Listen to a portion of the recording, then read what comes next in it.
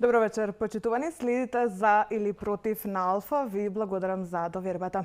Македонија го одбележува 7 мај, денот на македонската полиција. Има ли зашто да се празнува? Во какви услови работат полициските службеници? Има ли корупција во службите во МВР? За Сейф Сити, семејното насилство, криминалот во за или против мој гостин е првиот човек на полицијата, министерот Панче Тошковски. Добро вечер и ви благодарам што ја прифативте поканата, иако денес имате бројни активности за денешниот ден. Добро вечер, благодарам на можност. Министре, денеска го одбележавте денот во кругот на Министерството, кога зборувате за успеси, опозицијата ве обвинува дека ја партизирате полицијата и законот, новиот закон за внатрешни работи го нарекуваат противуставен. Како ќе одговорите? Опозицијата упорно се обидува да наметне теми во јавност кои што на некаков начин ќе бидат алиби кои што мора да го измислат, еве така да кажеме, имајќи предвид она што ќе следи, а без оглед дали ќе има во наредниве 2 години предвремени парламентарни избори или после 2 години ќе имаме редовни парламентарни избори, тоа во секој случај нема да е добар резултат за нив. Јас слободно би можел да кажам дека согласно анкетите кои што ги добиваме и согласно перцепцијата од граѓаните кои што секојдневно, да речем дека се споделува, со мен имам можност да го осетам мислењето на граѓаните и за како владее, да речеме ВМРО-ДПМН за овие изминати 2 години, а и за тоа каков односот на опозицијата, навистина нив ги очекува еден дебакал политички гледано, без оглед дали ќе имаме предвремени или ќе имаме редовни парламентарни избори. Сега, упорно се обидуваат да најдат одредено алиби за тоа. Првен беше законот за влада, во делот на техничката влада. И видовме дека тука не им се остави простор да можат да велат дека нема да има техничка влада на наредни парламентарни избори, па тие како опозиција ќе немаат можност да имаат да раководат со одредени ресори, меѓу кои и ресорот за внатрешни работи во рамки на техничката влада.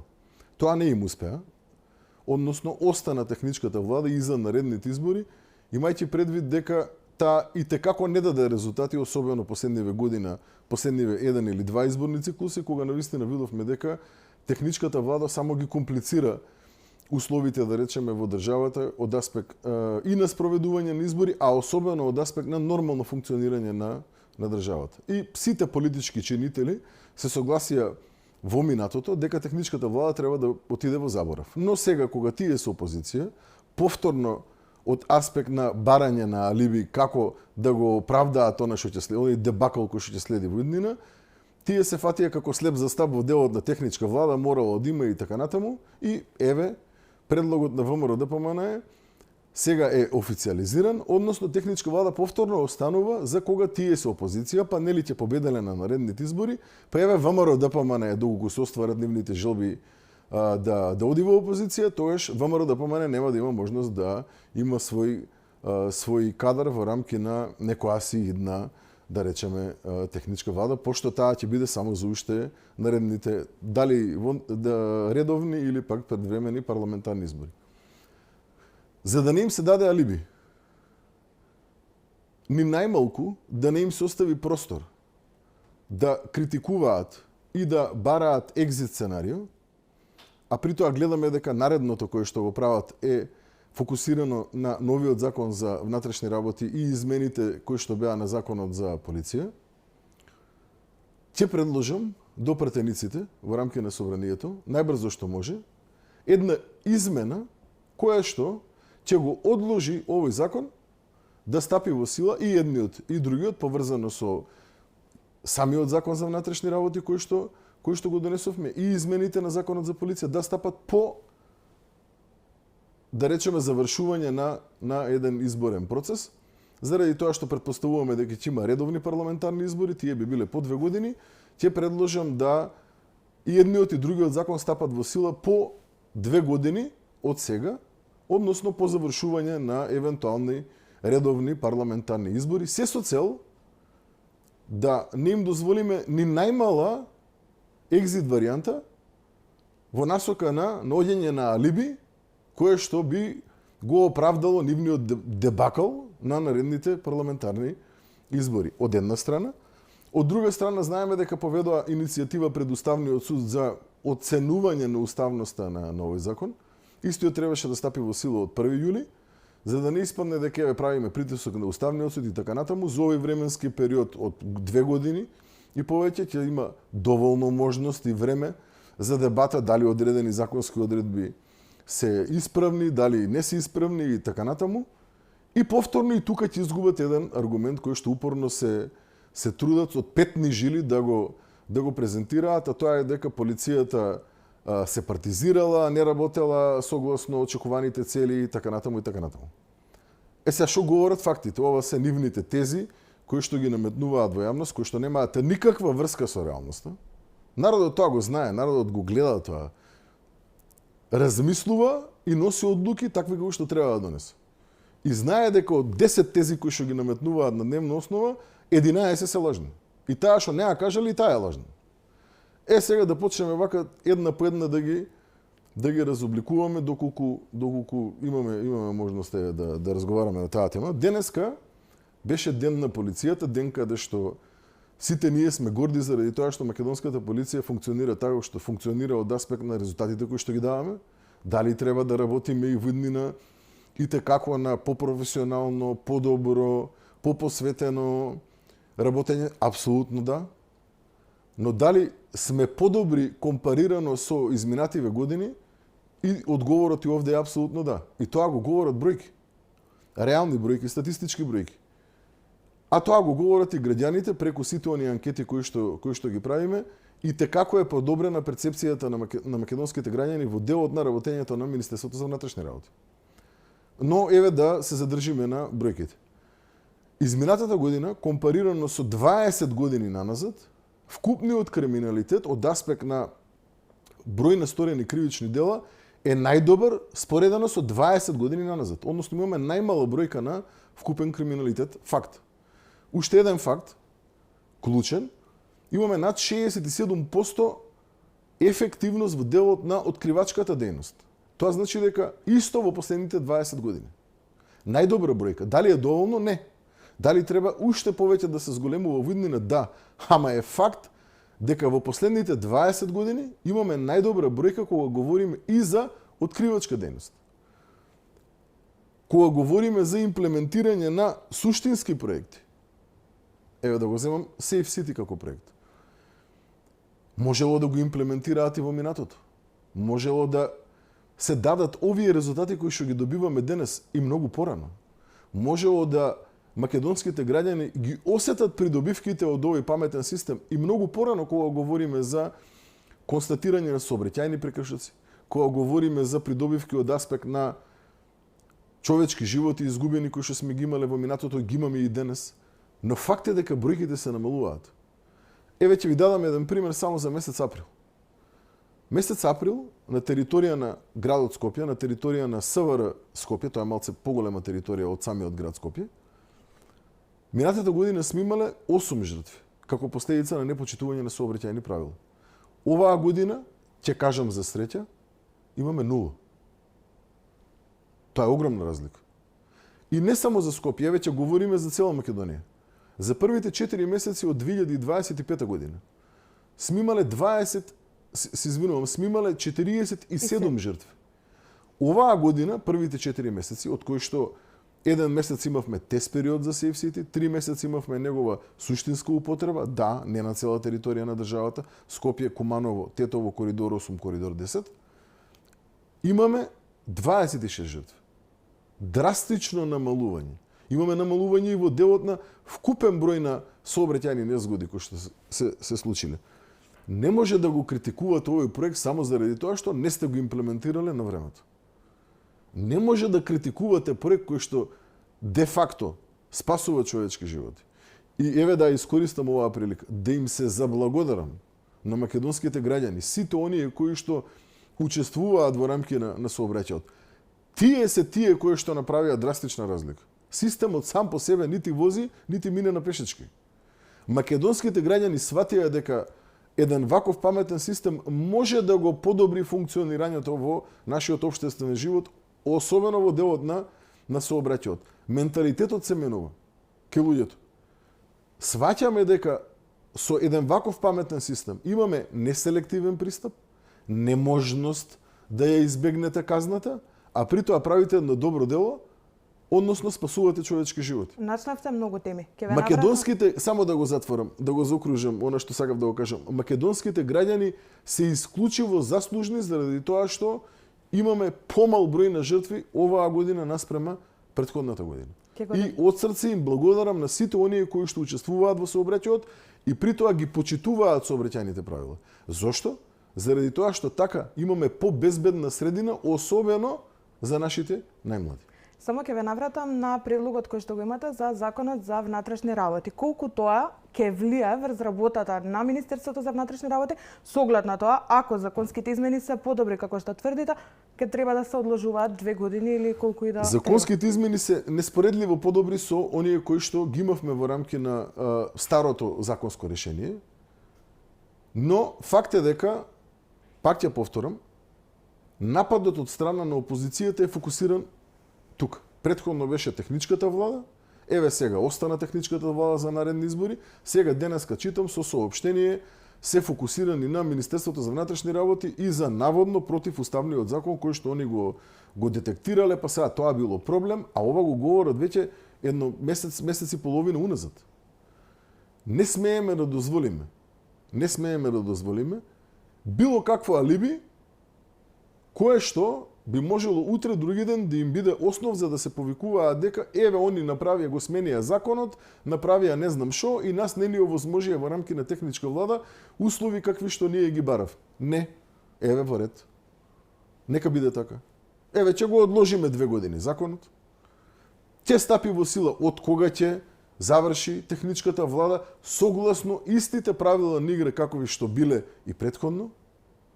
Да, дали ќе има одредени проекти кои што нема да ги подобриме во рамки на процесот, а сме требало да ги подобриме со измените на законот. Да, тоа е така. Но пак ќе повторам, клучно е да имаме еден став од страна на владата, кој што ќе даде максимум во насока на демократски и фер избори, при тоа нема да им дозволи никакво екзит сценарио кое што перцептивно би можело да го наруши демократскиот капацитет на оваа држава. Особено не за време на избори. Тука сме многу внимателни и нема да им го дозволиме тоа. Министерството за внатрешни работи во рамки на постоечкиот закон ќе ги превземе сите потребни действија за да можеме да го подобриме функционирањето на Министерството за внатрешни работи.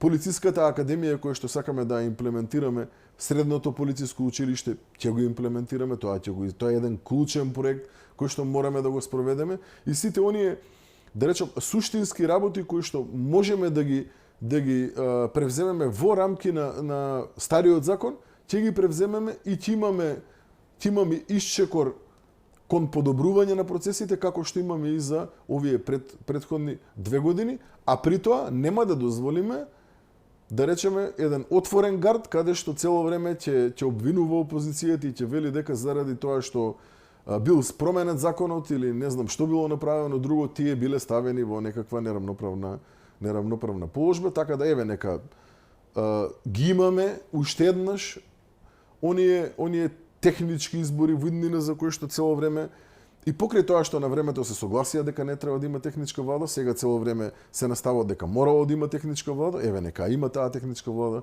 нека Министерството за внатрешни работи како клучен орган во рамки на предизбориот функционира врз основа на истите правила на игра, еве нека биде така и дури и во делот на тој закон, па да видиме дали ќе имаме задоволување на нивните барања или сето тоа повторно ќе биде предмет на критика. Не очекувам да бидат задоволни искрено ни со ова.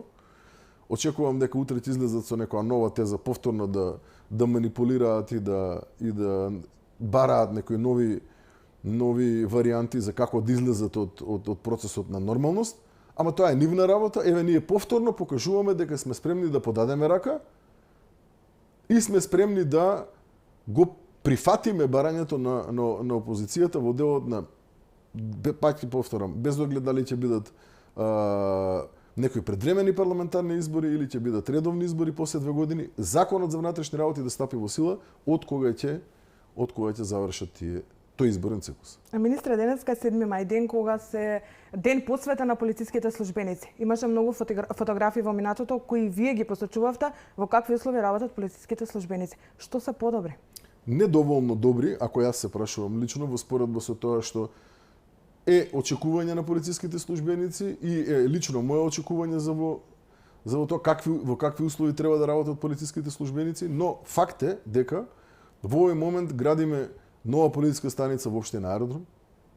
Факт е дека ставивме во функција целосно нов објект само за година дена за полициските службеници во Бутел. Тоа беше поранешна полициска станица која што беше нарекувана Чаир. А сега тие полициски службеници работат во рамки на полициската станица која што е повторно е на територија на општина Бутел како што беше и полициската станица Чаир, само не е во тој стар руиниран никаков објект, туку е во еден објект кој што беше во државна собственост, го избеливме, го дотеравме, сменивме одредени делови од него за да можеме да го ставиме во функција, преуредивме одредени простории, со многу помалку средства ставивме во функција еден објект кој што и вие и новинарите имавте прилика да го видите дека станува збор за многу културен објект, достоинствен објект, кој што кога би го компарирале претходно со полициската станица во која што работеа полициските службеници, навистина вака е научна фантастика во споредба со тоа каде работеа претходно со сите оние никакви услови, не ни сакам да се потсетувам на нив. Во фаза сме на изготвување на проектни документации за 5 или 6 нови објекти во рамки на Министерството за внатрешни работи кои што треба да ги ставиме во функција во иднина. Имаме формирано соодветна градежна парцела за изградба на нов објект во рамки на општина Кисела Вода. Ќе се гради нов објект во општина Кисела Вода, нова полициска станица, преубав е проектот. Имав можност да го видам пред неколку дена. Ќе ставиме во функција нов објект во рамки на општина Илинден. Ќе градиме нова полициска станица во општина Илинден. Во фаза сме на изготвување на потребна документација за новиот објект таму. Ќе имаме реновирање на СВР Охрид. Тоа е еден преубав објект кој што на времето бил на Министерството за одбрана. Имав можност и тој да го презентирам пред граѓаните како проект кој што треба да се реализира во иднина. Таму сме во фаза на изработување на проектна документација, исто така. Ќе отпочнеме оваа година со реконструкција на тој објект. Преубав е објектот и навистина ги задоволува потребите на цело СВР Охрид. Моментално СВР Охрид е сместено во една стара зграда во центарот на градот. Во соработка со градоначалникот и со службите од општината се договоривме тој објект да биде предмет на уривање, да се ослободи просторот во центарот на градот Охрид. Дали општината ќе предвиди, не знам, подземно паркиралиште со еден убав парк или како ќе го стави во функција, тоа ќе видиме. Но идејата беше таа на градоначалникот да има подземно паркирање со едно убаво паркче во рамки на централното градско јадро, а цело СВР Охрид да го преместиме во делот од старата касарна, каде што пак ќе повторам објектот можеби повеќе од 5-6 години, ако не и 7, е предаден од страна на владата на Министерството за внатрешни работи, но еве сега дојде време да го ставаме во функција и тој ќе биде реконструиран. Преубав е објектот, пак ќе повторам. И те како ќе биде корисен за полициските службеници, ќе ги реконструираме управните служби во рамки на СВР Велес. Таму имаме еден објект кој што владата го додели на Министерството за внатрешни работи. Изминатиот период го работевме тоа. Објектот е најден, се изготвува проектна документација за како да се стави во функција, што се треба да се направи и сигурен сум дека Велешани во текот на наредниве година дена, јас се надевам до крајот на оваа година, ќе добијат еден многу репрезентативен објект на управни служби, ист.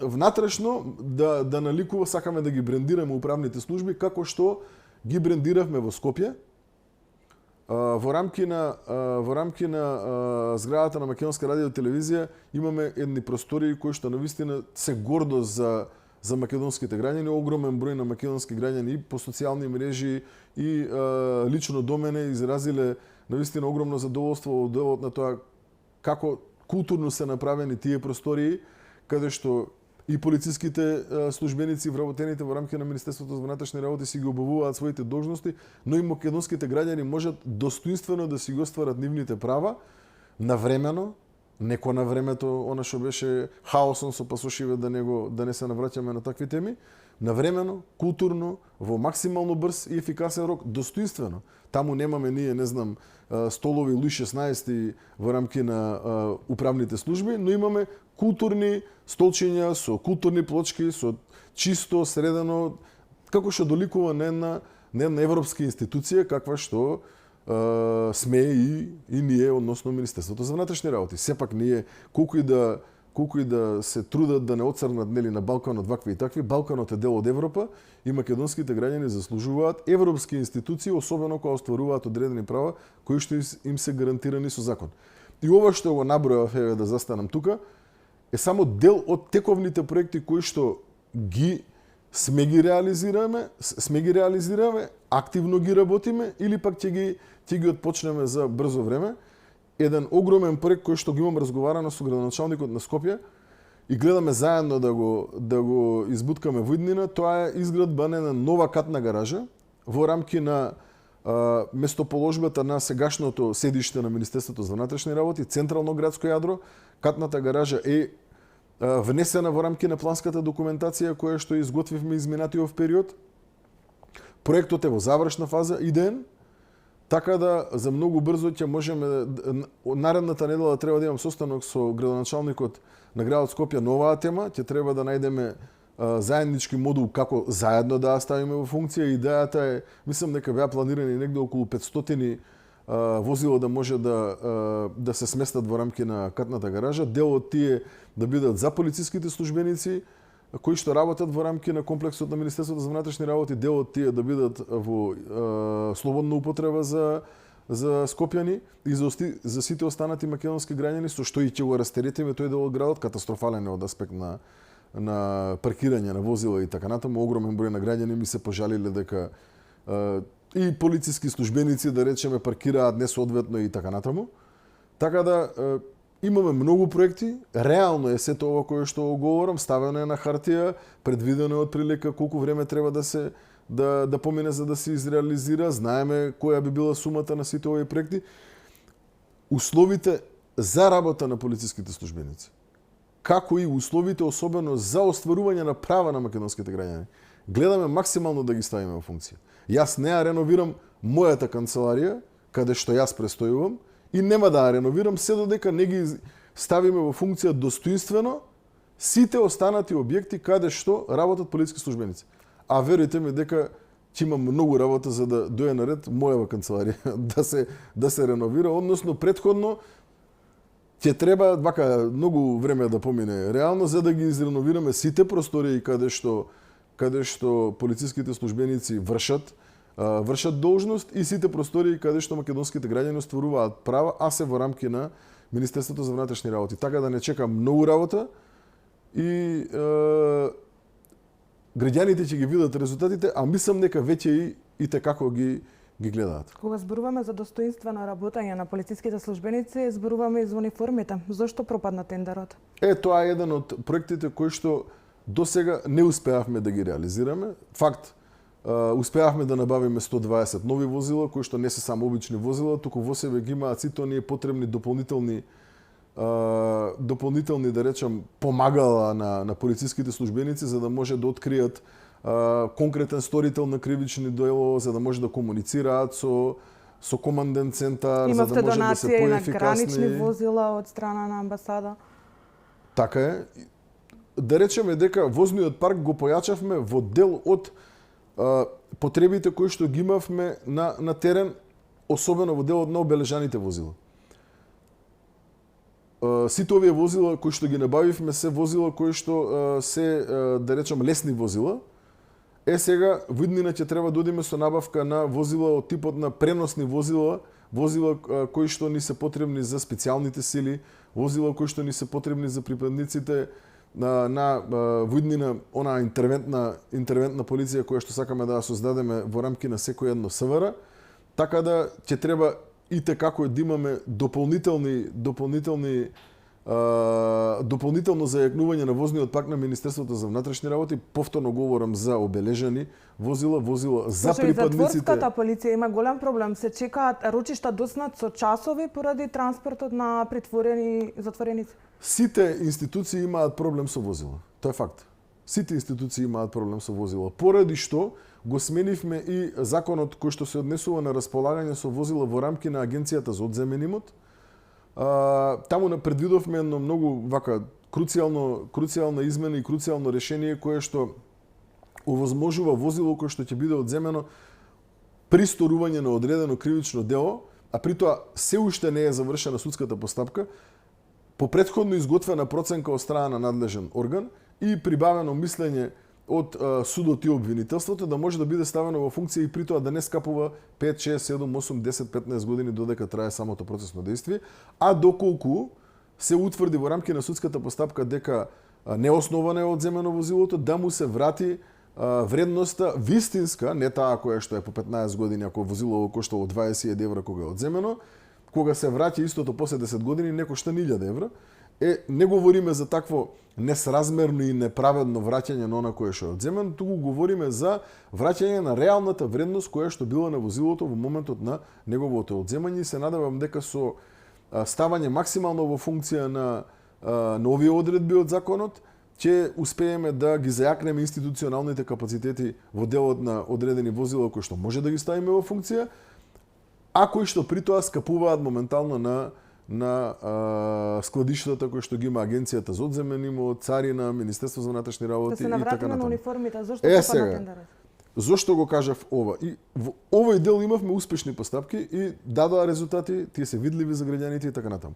Во делот на униформите имавме жалба од страна на еден од учесниците во рамки на постапката, која што жалба беше прифатена од страна на второстепениот орган и второстепениот орган ја поништи постапката и без оглед на тоа што квалитетот на униформата кој што беше понуден од страна на тој понудувач беше драстично несоодветен согласно потребите кои што беа побарани од страна на експертите кои ја изготвуваат тендерската документација во рамки на Министерството за внатрешни работи, но тоа е одлука на второстепениот орган и нема да навлегувам во одлуки кои што се донесени од страна на второстепениот орган. Ние повторно ја објавивме постапката, ги повикувам сите заинтересирани компании, сите македонски компании кои што, да речеме, можат да одговорат на повикот да создадат униформи кои што би ги користела македонската полиција, би требало да представуваат чест за нив, да бидат дел од новата современа униформа на македонската полиција која што треба да ја има македонската полиција, да аплицираат на огласот кој што ги имаме објавено. Проблем беше во минатото што големи биле количините, не знам, не можеле да одговорат, слободно може да се здружат во рамки на еден поголем, да речам, економски оператор, заедно да достават понуда која што мора да ги исполни потребните квалитети кои што сме ги дефинирале во рамки на тендерската документација согласно правилникот кој што ги имаме, заради тоа што навистина македонската полиција заслужува да носи квалитетна униформа. Исто како што заслужува да носи квалитетна опрема и достоинствена. Има ли криминал помеѓу полициските службеници?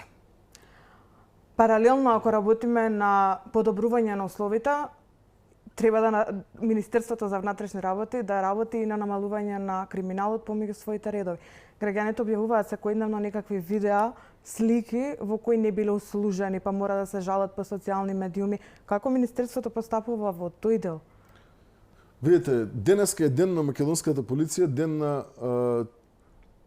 полицајецот, на човекот кој што како професионалец, како човек кој што си ја сака татковината е спремен да го даде својот живот за својата татковина и за животот и доброто на останатите граѓани на Македонија.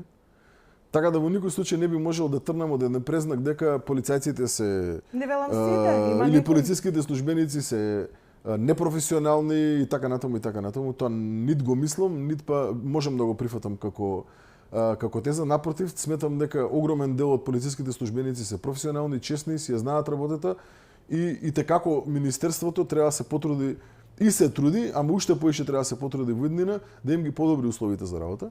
Но факт е дека помеѓу нас има луѓе кои што не се баш такви какви што ги набројав мнозинството кое што го има во рамки на Министерството Има неуслужливи, има непрофесионални, има оние кои што дури и се одметнуваат, да речем, не работат согласно закон, па има и такви кои што рекетираат, има и такви кои што тепаат сопруги, има и такви кои што се занимаваат со друг тип на криминал, има и такви кои што прават секакви незаконити работи, има и такви.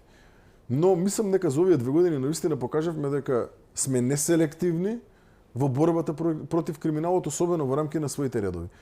И голем број на полициски службеници и како беа предмет на внатрешна ревизија, првично, потоа на дисциплински постапки, секако и на кривичен прогон од страна на јавното обвинителство за она кое што го сториле, а при тоа истото е незаконито, и мислам дека покажавме разлика. И сум сигурен дека во иднина со еден таков континуитет на јасно разграничување на професионалците од непрофесионалците, на честните од нечестните, на достоинствените од оние кои што не се достоинствени, само така ќе можеме да имаме резултати кои што ги посакуваат сите македонски граѓани. Попрофесионална полиција, подобри услови за работа на полициските службеници, подобри услови за остварување на правата на македонските граѓани, позаштитени граѓани, побезбедна држава. Го почнавме тој пат, дали успеавме да го реализираме оно кое што сакаме да го реализираме во 100% размери, не. Дали сме на правиот пат и имаме уште многу работа за да стигнеме до целта, да. Safe City. Имплементиран во Скопје, веќе споделивте статистики, резултати несомнено имам. Докаде имплементацијата во другите градови? Фокусирани сме на тој дел од имплементирање на проектот. Мислам дека во целост, во делот на опремата на терен е завршено во Велес. Треба да се заврши оној позадинскиот дел од аспект на команден центар, вмрежување соодветно и така натаму. И мислам дека е почето со работа во Север Охрид. Таму се работи на терен, исто така ќе треба да се продолжи да се работи на позадинскиот дел, команден центар. Ке стигне ли до почетокот на летната сезона во Охрид да се заврши? Се надевам да. Струга? Охрид и Струга, се надевам да. Но целта на Министерството за внатрешни работи е да ги имаме на територија на цела Македонија заклучно со крај на оваа година. И сигурен сум дека ќе успееме да Ќе има ли пробен периоди во другите тоа градови или пак ќе се оди на директно активирање на системот? Да бидам искрен, прв пат е вака, ова прашање ми е поставено до сега. Согласно законската легислатива, мислам дека немаме таква можност, но може да размислиме дали би можело да ќе треба закон да менуваме вака формално правно од аспект на тест период да воведеме и во останатите градови, но може да го размислиме, зошто да не. Само за тоа мислам дека ако ги прашаме правниве експерти, мислам дека ќе мора да го менуваме законот. Фишинг напади актуелни се деновиве, лажните пораки кои стигнуваат до граѓаните. Има ли начин да заштити системот Безбеден град од напади од странски броеви? Системот е заштитен. Што е сега фишинг нападов? Значи, како да го препознаеме, тоа е најбитно. Фишинг напад, односно лажен напад, може да има само од странски број. Од македонски број не може да стигне порака до граѓанин дека сторил одреден сообраќајен прекршок и тој треба да се плати на средната, не знам, да отидете на тој линк па да го платите. Значи, ако добиете од македонски број информација и при тоа таа информација од официјалната страница на Министерството за внатрешни работи, тоаш нема проблем, тоа е тоа. Но доколку тоа е странски број, тоаш по дефолт станува збор за измам. И сега, мислам дека го сватија тоа македонските граѓани многу едноставно. Паметни се нашите луѓе, користат интернет, купуваат на интернет и така натаму. Фишинг напад има буквално на секоја една мрежа која што е поврзана со интернет, или пак со SMS пораки, комуникација која што би требало на крајот да даде одреден ефект. Ама опозицијата каде е критикува и за проблемот? тоа. Пак со опозицијата, пак со нивните измислици, пак со нивните неверојатни тези викаат за тоа ние не го поддржавме проектот, знаеме дека ќе има фишинг напади. Тоа ви исто како да кажете не е добро Никола Тесла што е измислил струјава заради тоа што некој таму пред не знам колку години го се допрел на штекот и умрел од струја. Како да ви кажам сега? Значи, срамни им се тези. Се срамам што им ги слушам тези. Ја навистина не сум доволно инвентивен да измислам некоја понеиздржана теза од нивни. Да ме прашате, што може вака да кажете вие, министер, а да е понеосновано од нивно, да не кажам некој погруб збор, навистина не би ми текнало. Стварно не би ми текнало. Така да, она кое што го говореа во делот на они предупредувале, па ние не сме го имплементирале, па затоа не дало поддршка на законот, ама тоа нема никаква врска со реалноста и со вистината. Обвинуваат за следење и контролирање на граѓаните. Тоа е па уште по, како да кажам, како да го одберам вистинскиот збор, тоа е уште по нестварно, нереално, научна фантастика и дел од цртаните на Балтазар во споредба со реалноста. Збор не можам да најдам да го квалификувам кога би го компарирал со нормалност. Зошто? Јас говорев во конкретниот случај поврзано со кривични дела кои што ги имаме и институционален одговор кој што го имаме, а можеме да го подобриме. Например, сега кога одреден граѓанин како жртва би се јавил на телефонски број за да ја информира државата, односно службата која што е во рамки на Центарот за управување со кризи, дека е сторен пожар, има повреда било каква, има потенцијално кривично дело, семејно насилство и така натаму, разговорот се снима. Веќе се снима. Така? Значи, кога говорите од таа страна, разговорот се снима и при тоа се користи како доказ, како во рамки на постапки кои што се водат од страна на Министерството за внатрешни работи, дисциплински постапки од типот дали одговориле соодветно полициските службеници или не одговориле, така и во рамки на кривични постапки, како што е конкретно случајот со семејното насилство во Карпаш. Така е. Сега, што значи тоа? Тоа значи дека ние и сега го имаме, и сега го имплементираме. И сега имаме боди камери. Полициските службеници кои што работат во делот на сообраќајот и сега имаат боди камери и снимаат и при тоа ги известуваат граѓаните дека боди камерата на нив ги снима граѓаните се со цел да имаме попрофесионален, подостоинствен и понормален процес во рамки на документирање на докази. Сега јас зашто зборев? Јас зборев за еден систем каде што кога жртвата ќе се јави во рамки на 112 или во рамки на било кој кол центар кој што би го имале, Министерството за внатрешни работи веднаш би можело да упати барање до жртвата да се согласи, чекор напред одиме. Значи овде се снима без согласност. Сега ние велиме да се согласи, освен звукот, да се превземе и камерата. Во случај на, пример конкретен, конкретно семено насилство, каде што член на семејството физички малтретира друг член на семејството кој што е жртва, и се јавува на овој број, и при тоа даде дозвола, значи жртвата треба да даде дозвола, да се сними фактичката состојба која што има во моментот, сето тоа да биде доказ во рамки на судска постапка, што многу ќе олесни работата и на обвинителството, и на Министерството за внатрешни работи, и на судот, при тоа ќе даде максимална доказна тежина на жртвата утре други ден во рамки на постапката, од една страна, од друга страна, врз основа на информацијата и геолокација од каде звони жртвата, најблискиот полициски службеник, најблискиот здравствен работник, најблискиот социјален работник, веднаш да може да се упатат на лице место. Замислете, далеку кратно подобар институционален одговор од тој што го имаме сега. Ова е тоа што јас го говорев. За ваков систем јас говорев. Дали го имаме во моментов? Не. Дали прислушкуваме ние сега, не знам, тоа нивните тези таму, не знам, измислу, појма немам што ни... Искрено не знам што зборува. Не. Дали сакаме да го имаме ова кое што ви го кажав, кое што нема никаква врска со тоа ни што го зборат. Благе везе нема. Дали сакаме да го имплементираме? Да. Зошто? Заради тоа што ќе даде многу подобар институционален одговор од тој што го имаме. Јас ова со своји очи го видов во Соединетите Американски држави. Таму го имплементираат. Нели се стремиме кон европски вредности? Нели се стремиме да бидеме во рамки на зајакнување на институционалните капацитети како нашите стратешки партнери? Па ја не знам со кој памет одат против проекти што веќе ги имаат имплементирано на нашите стратешки партнери. И при тоа се е во рамки на фазата на измислици, тези некои сулуди и така натаму сега, да не навлегувам во рамки на нивната... На тема семејно насилство продолжуваме и по рекламите. Тука правиме кратка пауза, но не го менувајте каналот, останете на Алфа.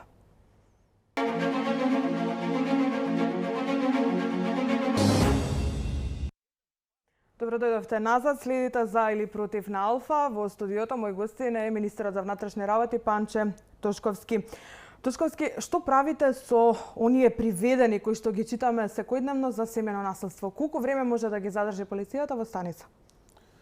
Вака се, исто како за секој едно друго кривично дело, кое што е сторено од страна на конкретен сторител, полицијата без согласност на јавен обвинител 6 часа може да задржи лице кое што е лишено од слобода, кога нема наредба од страна на јавен обвинител, со негова согласност максимум 24 часа, во рок од 24 часа лицето мора да биде изведено пред судија на претходна постапка, доколку имаме конкретни докази врз основа на кои што имаме основано сомнение дека одредено лице сторило одредено кривично дело. А што предвидуваат новите измени во предлог законот што го подготвувате? Новите измени поврзани со законот кој што дава особена заштита на жените и жртвите од семено насилство се однесуваат на зајакнување на полициските овластувања во рамки на превземање на итни мерки, односно можност полицискиот службеник да го отстрани од домот потенцијалниот сторител на семено насилство во случај да констатира непосредна опасност. Видете, тука овие полициски овластувања навистина и како ќе може да ја заштитат жртвата веднаш. Значи, сега за да биде отстрането одредено лице од домот, потребно е да имаме сомневање дека сторило конкретно кривично дело. Овој тип на мерки нема да се однесуваат исклучиво само кога имаме сомневање дека и докази дека е сторено конкретно кривично дело. Би требало малце попревентивно да се делува од страна на Министерството за внатрешни работи. И сега имаме повеќе состаноци, имавме нова тема, не само во овој дел, туку и во делот на одредени усогласувања и колизија на одредби кои што ги имаше самиот закон и претходно поврзано со одлуки кои што ги носи судот. И така натаму по одредени одлуки од страна на апелациониот суд се поништени од страна на првостепените судови кои што ги имаат донесено се за оддалечување на потенцијалниот насилник од домот заради тоа што немало дополнителна виктимизација на жртвата, односно заради тоа што жртвата не била во рамки на одредена главна расправа повикана заедно со потенцијалниот насилник и така натаму. Малце се, да речеме дека се трудиме да ги поедноставиме чекорите се со цел да можеме поефикасно да ја заштитиме жртвата. Има да речеме отворено една круцијална дебата на експертско ниво и меѓуинституционално ниво. Се надевам дека за брзо ќе дојдеме до финална завршница на предлог одредбите во која насока ќе се движат, што е многу битно да кажеме. Беше една судијка од граѓанскиот суд на состанокот вчера, чинам дека беше, кој што ги имавме на оваа тема заедно со невладините организации и Министерството за социјална политика, демографија и млади, представници од Министерството за внатрешни работи и така натаму, која што кажа дека овие 2-3 месеци навистина имаме голем број на изречени итни мерки. До пред овие 2-3 месеци, до 2026 година, да кажеме, скоро и да немало итни мерки кои што били изречени во делот на отстранување на потенцијален сторител на кривично дело семено насилство во минатото. Зошто? Заради тоа што Министерството за внатрешни работи покрај тоа што го имало законскиот основ од 2001 година, од 2021 година чином, не барало таков тип на итни мерки и поради тоа судоти не ни изрекувал. Сакам да кажам дека веќе и се извинувам да потенцирам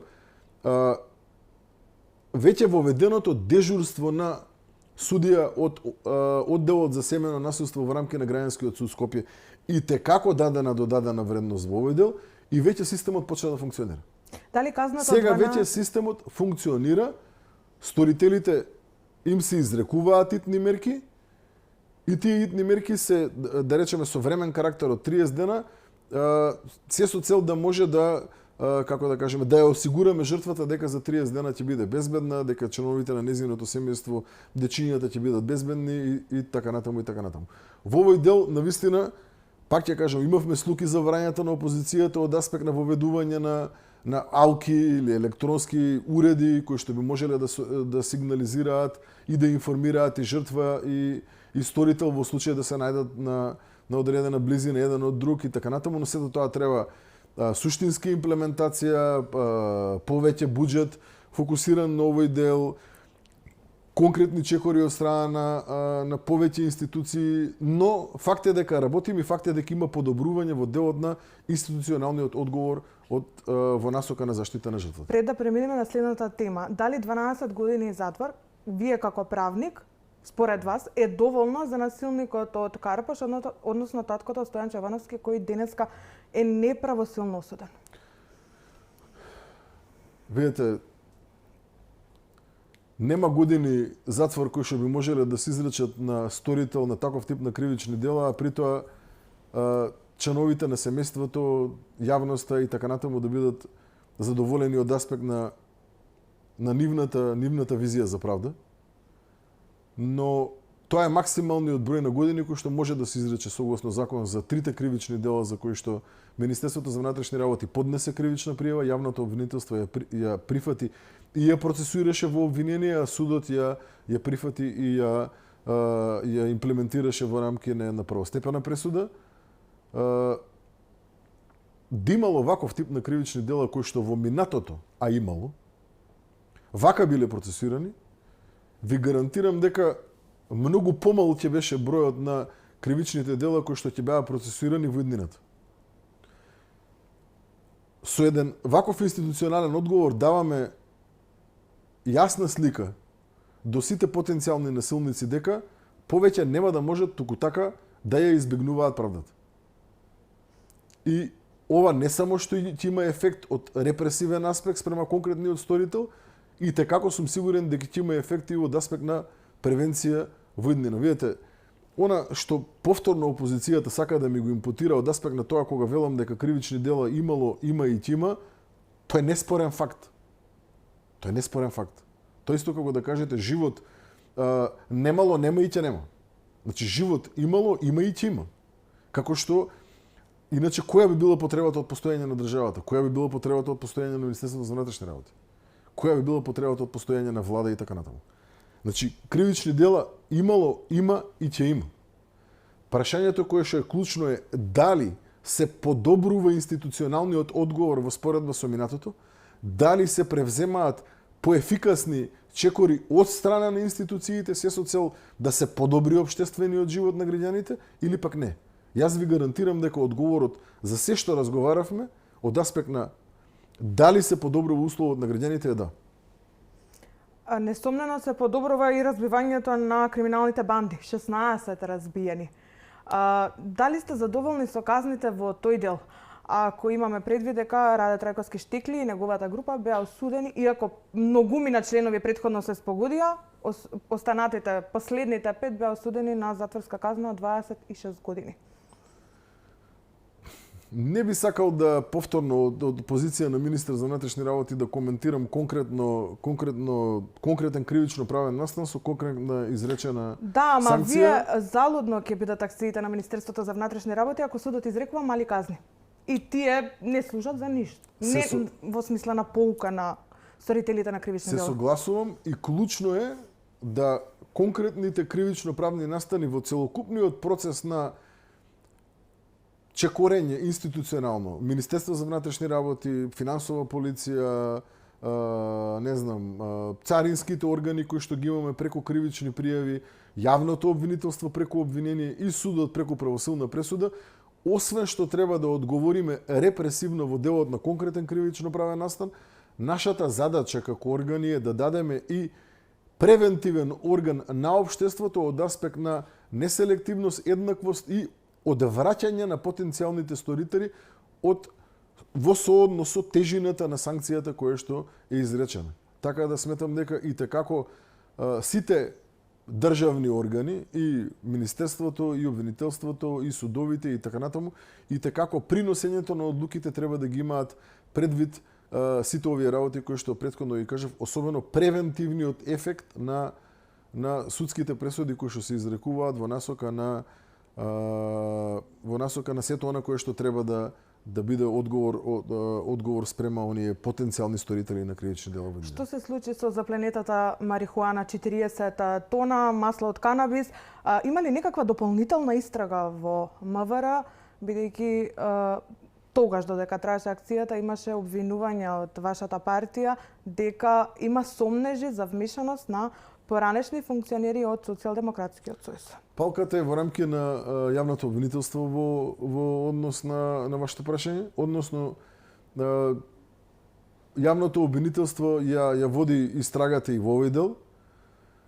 Она кое што Министерството за внатрешни работи го направи заедно со други институции поврзано со оние контроли кои што беа вршени, согласно последните информации кои што ги имам, кои што ќе бидат споделени со владата, кај 24 компании од контролиране 43, ако не се лажам, беа констатирани одредени пропусти во рамки на работењето, од кои што за 12 се исполнети законските услови за одземање на лиценците за работа. Дел од нив им се одземени, на дел ќе биде предложено во влада да им бидат одземени од страна на надлежната комисија, така што во делот на она темелна и детална контрола која што требаше да биде извршена по задолжение на влада во компаниите кои што се занимаваат со таков тип на дејност, тоа е веќе завршено.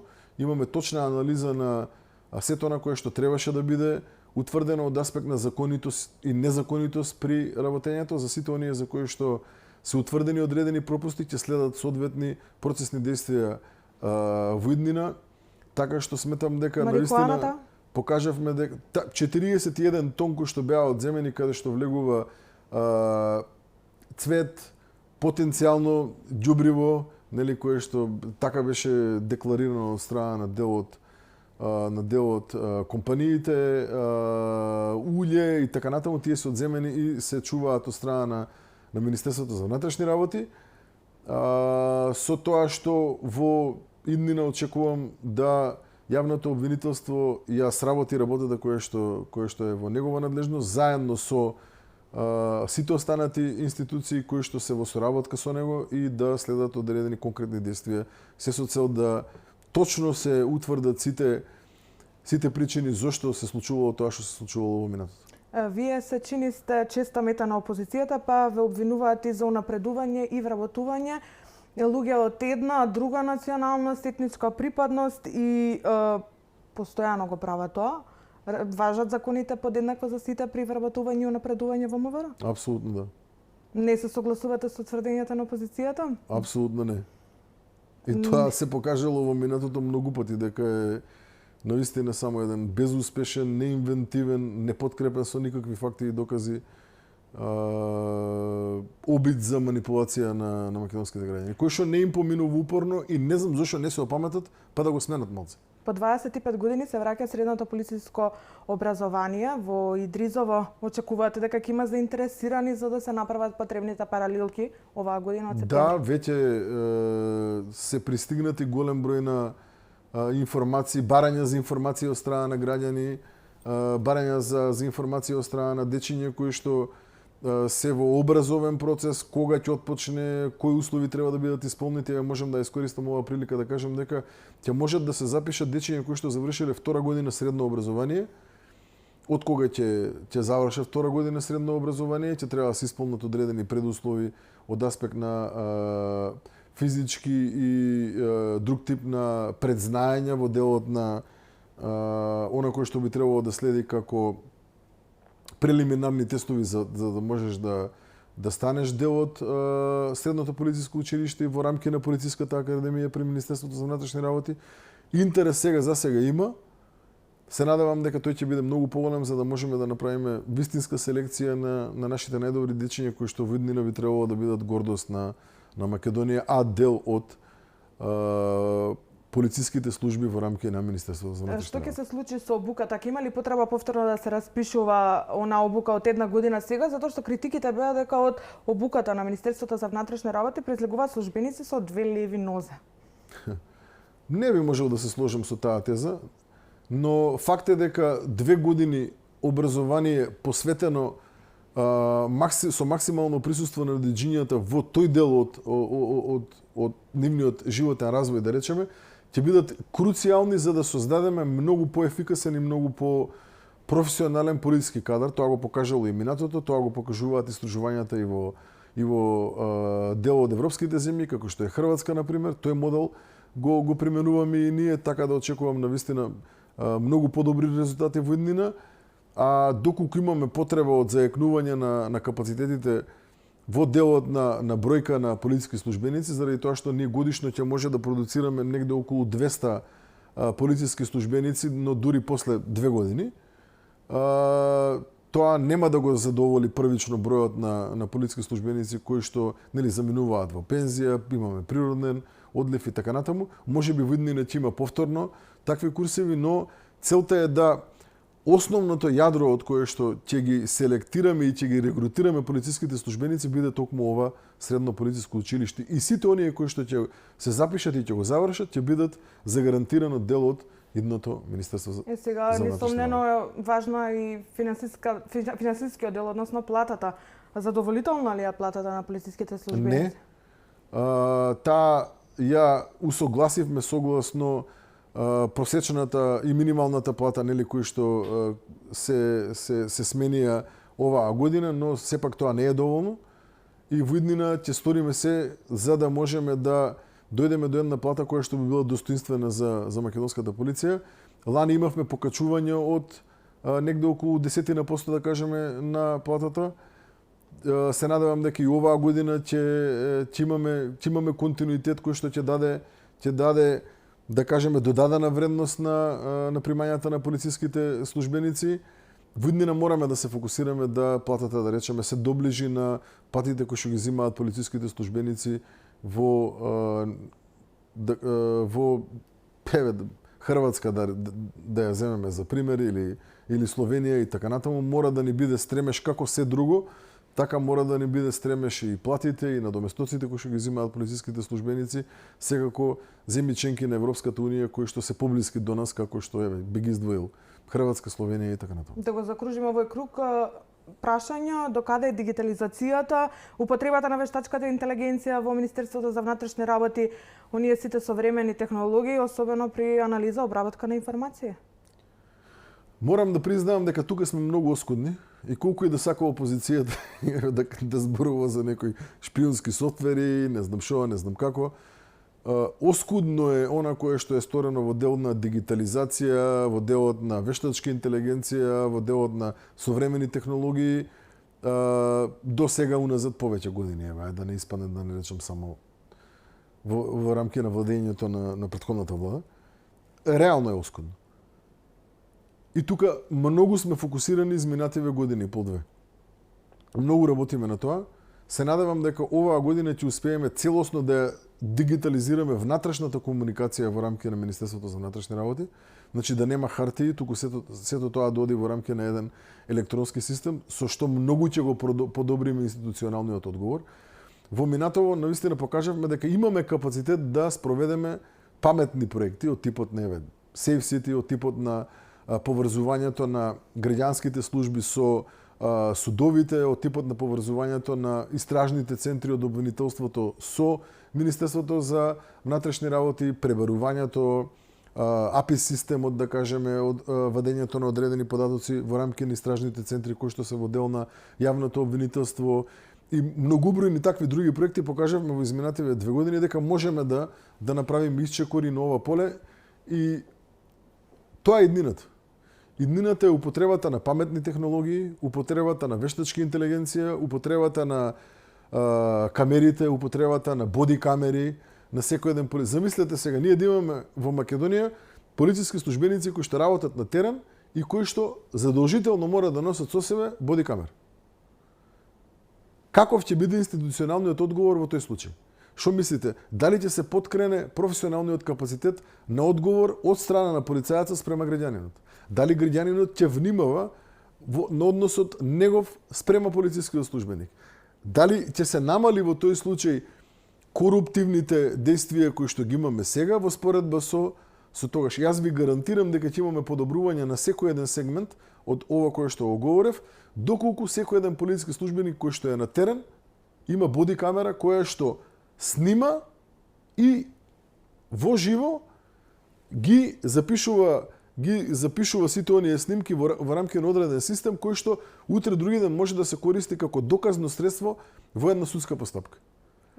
Тоа кога ќе го имплементираме, а се надевам дека ќе го имплементираме во текот на оваа или наредната година, веќе ќе имаме многу подобар одговор од страна на Министерството за внатрешни работи во однос на се што говоревме до сега. Тоа е еднината. И сега замислете, уште еден исчекор напред. Она кој што го снима камерата, замислете да понуди обработка на податоци со вештачка интелигенција во позадина. Го немаме сега, еве повторувам повторно за опозицијата. Го немаме во моментов, но сакаме да го имаме. И ќе се потрудам максимално во соработка со нашите стратешки партнери да го имаме. Ако им смета нив, еве нека се пожалат да кажеме јавно, да почнеме да дебатираме, може да ги поканам да дојдат во Министерство за внатрешни работи да поразговараме на темата и така натаму. Го немаме во моментов. Но добро би било да го имаме. Зошто? Заради тоа што ќе зголеми безбедноста на македонските граѓани и ќе го подобри професионалниот институционален одговор на сите полициски службеници. За на крај, имате ли добра соработка со новиот јавен обвинител Ненад Савески, кој беше предложен и избран од ова владеачко мнозинство во однос на процесуирани кривични пријави од МВР? Да, денеска го видов јавниот обвинител и благодарност до него што дојде да испочитува македонската полиција со негово присуство на настанот. Сме имале повеќе состаноци, работни во делот на тоа како да ја подобриме соработката и така натаму. Навистина очекувам дека и како треба да даде додадена вредност во рамки на органот кој што тој го раководи во иднина, да може да видиме подобри резултати од јавното обвинителство. За на крај би сакал да упатаме на порака до секој еден полициски службеник, до секој еден вработен во рамки на Министерството за внатрешни работи, да им го честитам денот на македонската полиција, да им посакам многу здравје и среќа во иднина, мирни, како професионални моменти, така и моменти во рамки на нивните семејства, и навистина да се заблагодарам и на целокупниот тим кој што работи со мене во рамки на Министерството за внатрешни работи. Сметам дека многу енергија, време, труд посветивме во изминативе 2 години за да ги подобриме условите и на полициските службеници, но и професионалниот одговор спрема граѓаните, условите во добробит на македонските граѓани.